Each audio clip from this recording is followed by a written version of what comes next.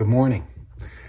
Step 1 in our 5 steps of healthy interpersonal communication was understand. Step 2 was assess. Step 3 was evaluate. What is step 4? This is where we start really getting it out, right? On the way, but here's what we have to do. Here we have to formulate. So that's step 4.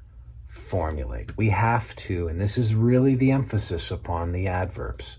This is really the emphasis that it's not merely what I say, but it is how I say it. So a lot of the one another's of Scripture come to bear here. Be kind to one another, right? Be devoted to one another. Accept one another. Bear with one another. We have to be people who, as we approach one another, the formulation of what we're going to say has knowledge of the other person. We keep hitting it.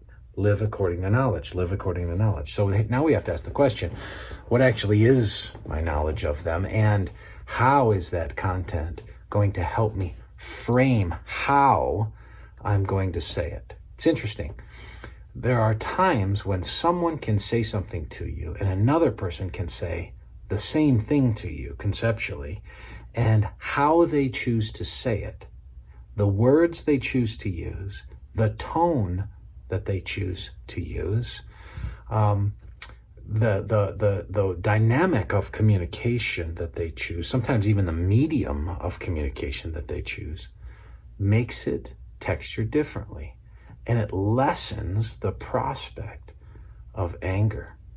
We have to be good at formulating, and we have to be willing to do that. Now, here's the objection sometimes to that is, you mean I just can't, shouldn't I just be able to say it? Shouldn't I just be able to drop the truth on people? Sometimes, Brian, you just got to drop the truth on people. Well, here's the thing. Sometimes that's the case, but even when you do that, it's a kind of formulation.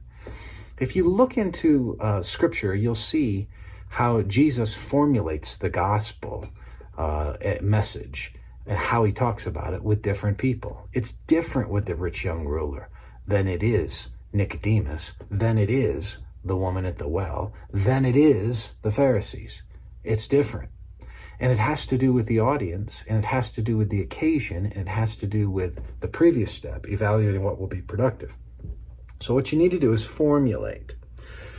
And that always is done with knowledge of both the content and the person that you're communicating to, right?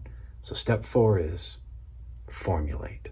And may the Lord give grace as you value your adverbs and you mitigate anger in the process. Take care.